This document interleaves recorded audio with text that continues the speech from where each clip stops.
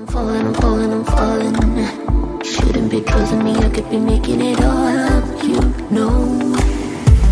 Out of control, you don't know, babe. I'm a danger to myself.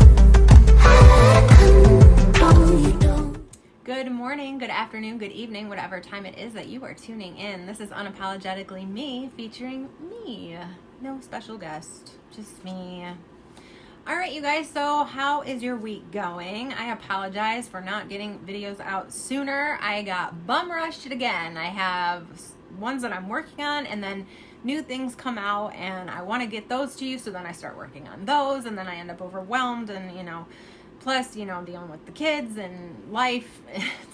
Sometimes it can be a little difficult. I do try to do 3 videos a week, and so far, so good. I would like to do them more than 3 a week. But anyway, I'll shut up and I'll stop rambling, because this case right here aggravates me so badly. And part of the reason that it has taken me so long is because I had to take a lot of breaks with this case. It, for some reason, really, really upset me. So we're talking about Oakley Carlson.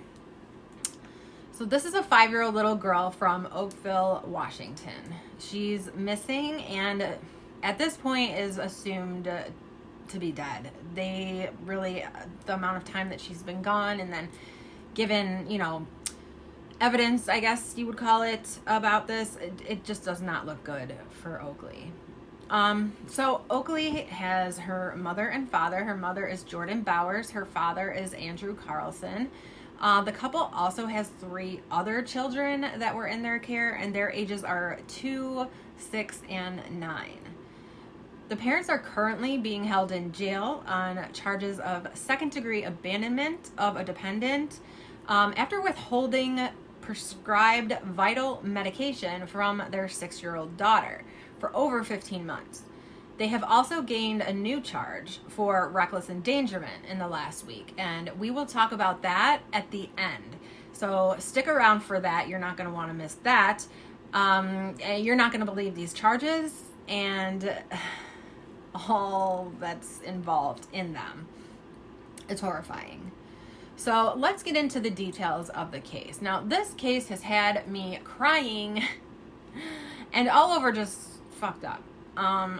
Not gonna lie, I'm scrolling through pictures of this little girl. As you can see, she's an adorable little ball of sunshine. I can only imagine her personality. She reminded me, when I saw these photos and heard what her family had said about her foster family had said about her, I'm like, oh my gosh, that reminds me so much of my little one. I usually don't have to take many breaks while working on cases. I kind of just flow right through them. But this case, I had to take several. So I apologize again that I've been taking so long to get this video out. I was working on other videos in between to kind of just take a break and get my mind off of Oakley, because for some reason, something about her adorable little face just triggers me, and the fact that she has brown hair and brown eyes, just her little button face, and it just reminds me of my little one so much. And I would have to keep stopping and going in and giving love to my daughter, because I can't imagine this poor little girl and what she went through. So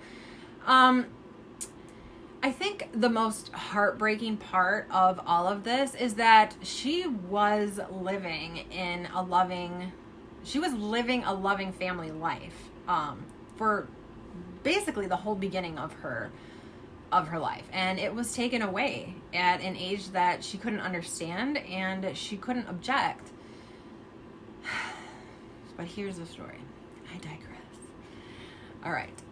I can't find any personal information on the parents. I tried to find out how they met and so on and so forth, and all of that, how they were beforehand. I would have liked to think that they weren't always such pieces of shit, but I couldn't find anything other than photos, and not many photos, but you can definitely see a difference in them, what they look like now versus where they were a few years ago.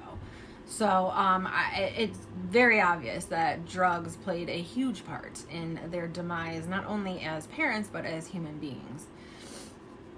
Now, Andrew actually used to be a cop, but he was fired February 19th, I want to say. It doesn't matter, but February of 2017, he was fired for making false statements. And Jordan has passed felony arrests for drugs and theft.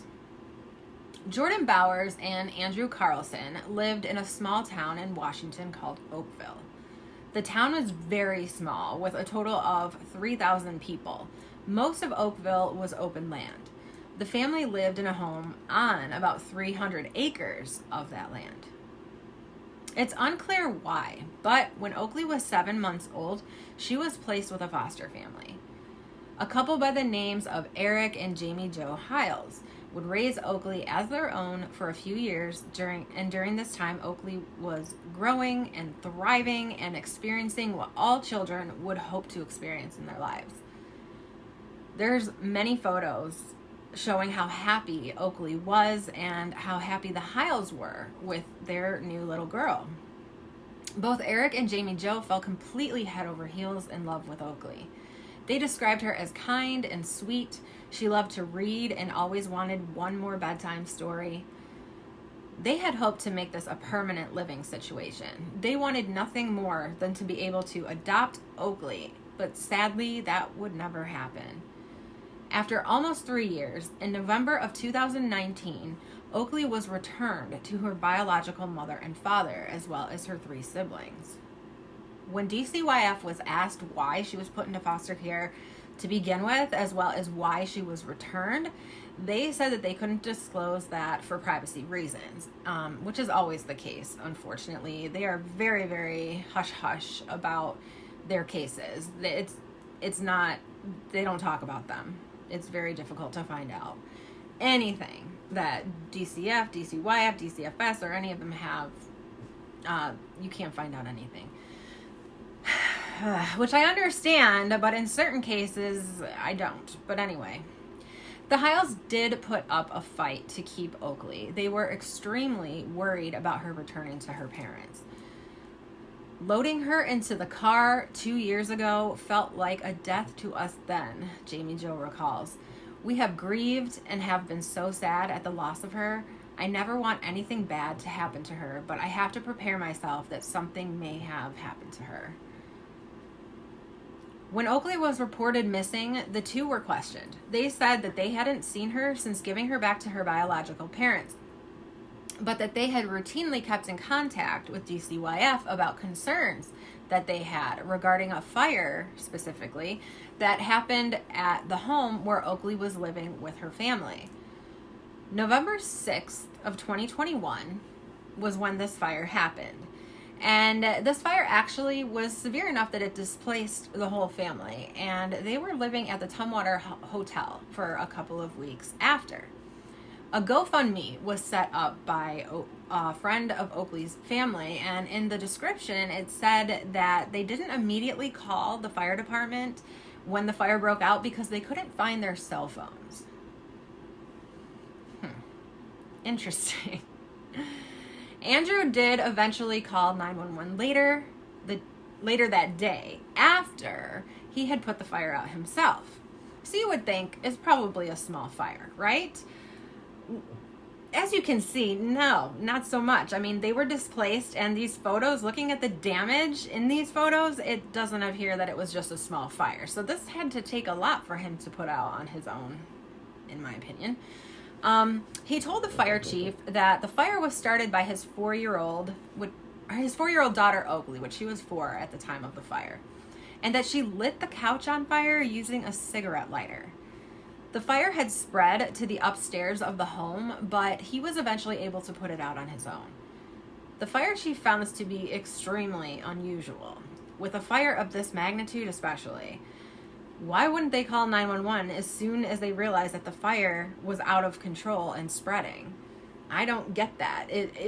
The couch is on fire, and it's now spreading to the upstairs. Like, at that point, I mean, the fact that it's spreading on the couch alone and you're unable to put it out would be enough, I would think. But, you know, There's reasons for everything, right? And we're gonna definitely find out the reasons why as I continue.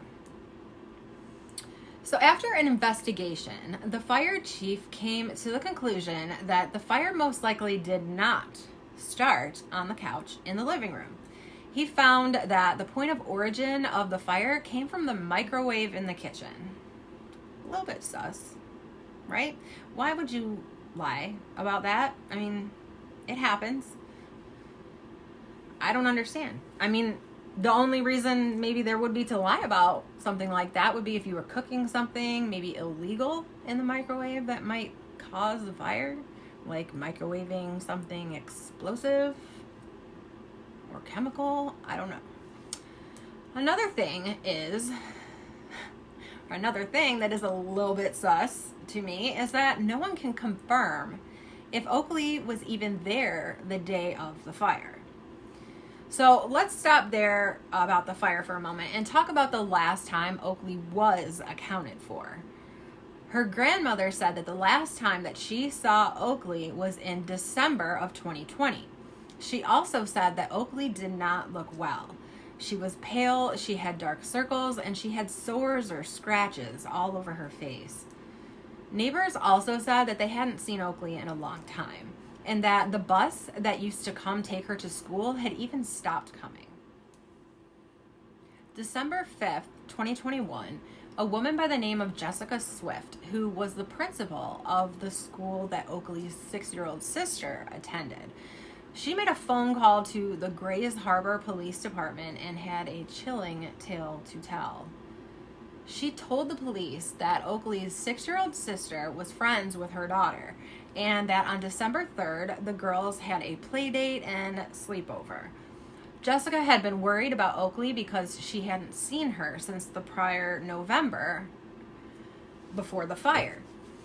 So she asked the 6-year-old about Oakley and says the little girl became extremely upset and sad and said, "Oakley is no more." When Jessica pressed for more information, the 6-year-old said that Oakley went back to live with her foster family, Jamie Jo and Eric Hiles. After the fire incident, Jessica said that she would go to the Carlson home almost daily, but she never ever physically saw Oakley. She would see the other kids, but not Oakley. And when she asked Jordan where Oakley was, she would be told that Oakley was in her room for a timeout or some other excuse as to why she wasn't outside with the other kids. The Hiles called DCYF as well, inquiring about this fire and wondering if Oakley had made it out okay. She asked that a welfare check be done on Oakley. December 6th of 2021, the police went to the hotel where the family had been going back and forth from since the fire. And after knocking 2 separate times, Jordan finally came to the door. She was holding her 2-year-old son, and the police made a note that he looked to be healthy and the hotel room was orderly. They asked to see Oakley, and Jordan said that Oakley was with her mother. They asked, "Aren't you her mother?" To which she replies, "Yes." Okay, so what the fuck, lady? You know, like what the heck? They ask her again to see Oakley. And Jordan turns around to someone else in the hotel room and says, "Oakley's at your mom and dad's." Andrew then comes to the door and police ask him the same question. "Where's your daughter, Oakley?" Initially, he had no response. When asked a second time, Andrew said Oakley was with his father, though he couldn't remember his father's address or phone number to give to the police. How do you not know your father's address? I mean, I guess you could argue phone number because, you know, you have it in your phone. And maybe he got a new phone. Who knows? But address? You don't know where he lives? Like, your kid's there. Police left, and they paid a visit to Andrew's father, who told them that he had not seen Oakley since December 2020. So, Andrew, they're the police. They can find out where he lives. They only need a name. Police return to the hotel and they tell Andrew that Oakley is not with his father. And Andrew does not seem at all surprised by this information. In fact, police noted that his demeanor was one of indifference, as if he was being told something that he already knew. Jordan, however, got extremely agitated and angry and screamed at the police that she wasn't going to answer any more of their questions, and she walked away. When leaving the hotel, police noticed that their vehicle only had one child's safety seat in it. Yet they had 3 children that still legally required one of some sort. Now, in my opinion, they were grasping at straws at, how to be able to arrest these 2 scumbags. But they wouldn't have to grasp on for much longer. At 2:06 p.m. that same day, police received a phone call from Principal Jessica Swift saying that Jordan had just called the school and stated that there was a family emergency and that she needed her 6-year-old dressed and ready for pickup immediately. At 3:31 p.m., Jordan and Andrew left with their 2-year-old son, and when they got back to their home, police were waiting for them, and they arrested the 2 for obstruction. At 5:10 p.m., Andrew was interviewed and made some very cryptic statements along the lines of Oakley being dead. And he said something along the lines of, would not be coming back for any reunions. Could you be more cold-hearted? Like, it was almost like a joke to him. She won't be coming back for any reunions. Ugh. The siblings of Oakley were also interviewed, and the 6-year-old sister had some very disturbing things to say to police. One of the things she said was that she hadn't seen Oakley in a very long time, and that her mom told her never to speak about Oakley to anyone. She also said that her mother told her that Oakley had gone out into the woods and was eaten by wolves. Police asked her if she had ever witnessed Oakley being hurt by her parents, and the little girl got very quiet for about a minute, and then she began to cry.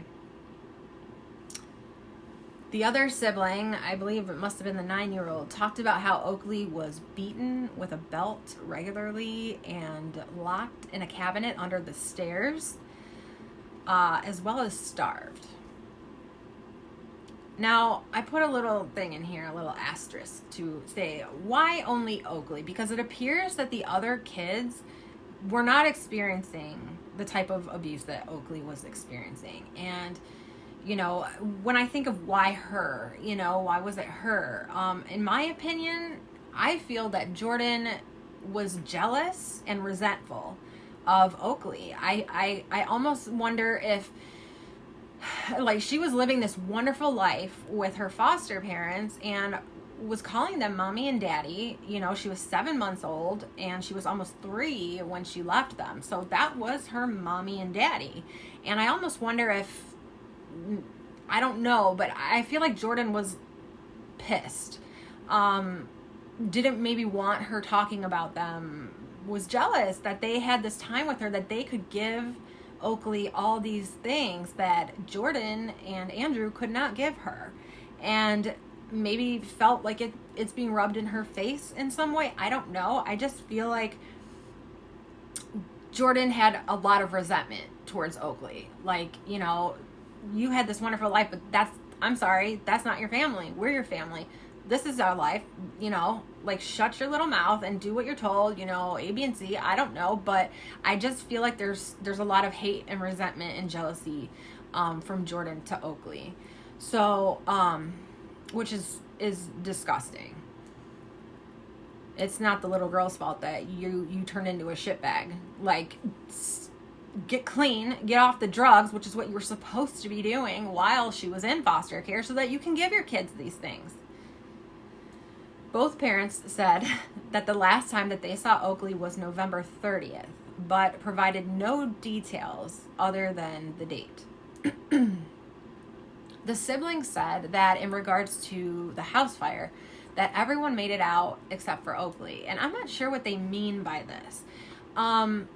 Basically, they must have been asked, did everyone make it out of the fire? Was Oakley there after the fire? And I feel like they were saying no, she wasn't. But I don't think that that's because she died in the fire. I think she was already gone. So they were confused. I don't know.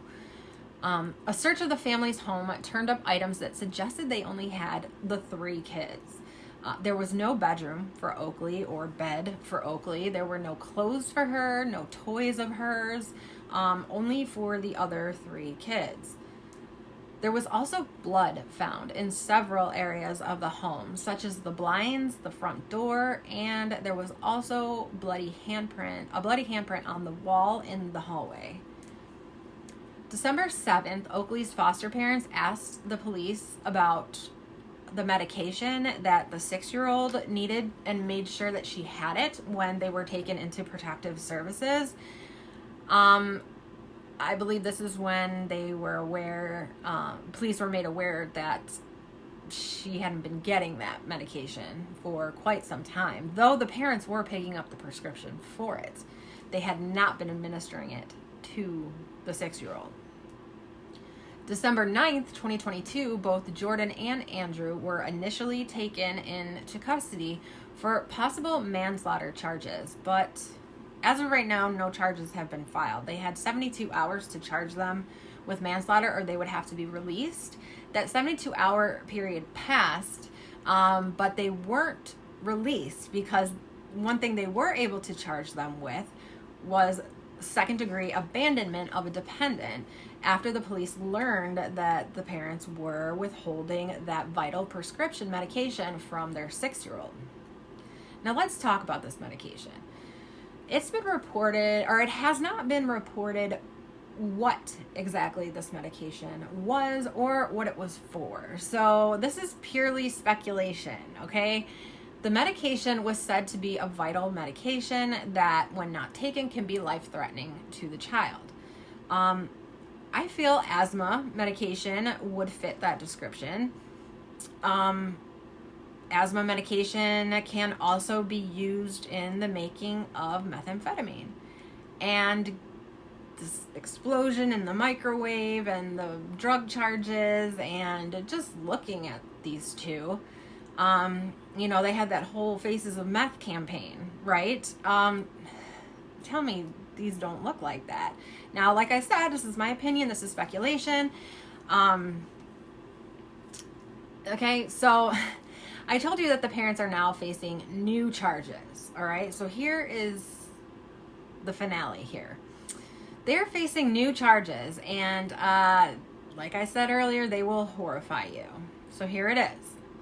December 10th, 2022, DCYF took hair follicle samples of Oakley's 2- and 6-year-old siblings, and those hair follicles were tested for drugs. The fact that they were tested for drugs was not horrifying. In fact, I get why they wanted to do that. The results are the horrifying part. The 6-year-old little girl's test revealed 5,186 pictograms of methamphetamine, which Dr. Joyce Gilbert says these numbers are extremely high and consistent with a child who has ingested methamphetamine, although they are not inconsistent with a child who has been passively exposed to the drug. Meaning, they are definitely high enough that it could be possible that she was ingesting the drug, but it also could just be that she was exposed. Whereas the 2-year-old little boy's test revealed that he had at least 10,000 pictograms of methamphetamine. 10,000 is the highest that the lab test will show. The amount of methamphetamine found within the 2-year-old's hair follicle was definitely more consistent with ingestion, according to the files. The tests reflect exposure to methamphetamine within 3 months of the test, according to the files. So, Bowers and Carlson both have a history of methamphetamine use and have told detectives that they have recently relapsed. The evidence showed that these kids were exposed to the drugs as early as July of 2021. So recent, my ass. okay? Unless you want to consider almost 4 or 5 months recent. Like, recent would be the last month at the longest, in my opinion, for a relapse. So it's not recent. You're probably wondering the same thing that I was when I read this. Obviously, why on earth would a parent put drugs in their child? Well, I'm not naive. I've seen enough cases and watched enough true crime since I was a little kid to know by now that parents do, unfortunately, practice this. Where my naivete comes in is, why meth? In my knowledge of meth, I don't know a lot, but I know that it's a stimulant. I know that it makes people like hyper, like, I don't know. Isn't it like cheap, CRACK? I don't know, but I think of it as an upper, as a stimulant. I'm a mom.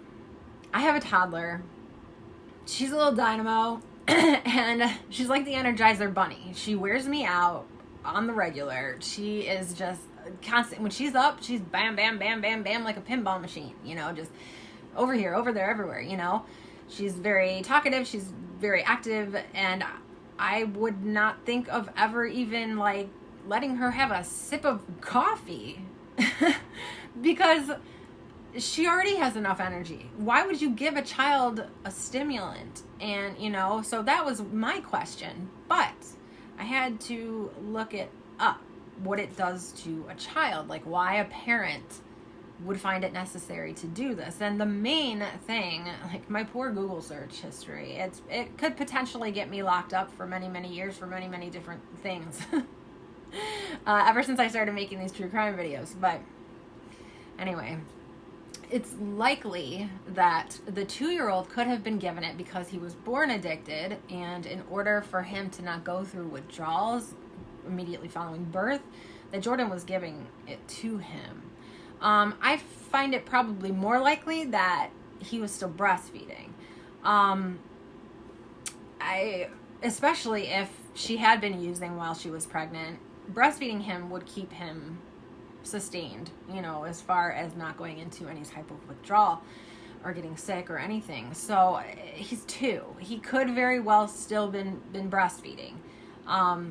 I personally didn't breastfeed after my kids started teething, but people breastfeed up until the age of 3, so, and older. I don't know about that, but they do. So it is possible he still was breastfeeding, and that's why his amounts were so high, and that's giving her the benefit of the doubt, because I still can't find it in me to believe that a mother would give their child meth, like deliberately get them high. So I don't know. I'm guessing that he was still breastfeeding, and that's why it was so high. And if they were cooking it, as far as the 6-year-old, if they were cooking it and smoking it in the house, and the smoke is in the air, this residue is in the air, if they were cooking it in the microwave, for instance.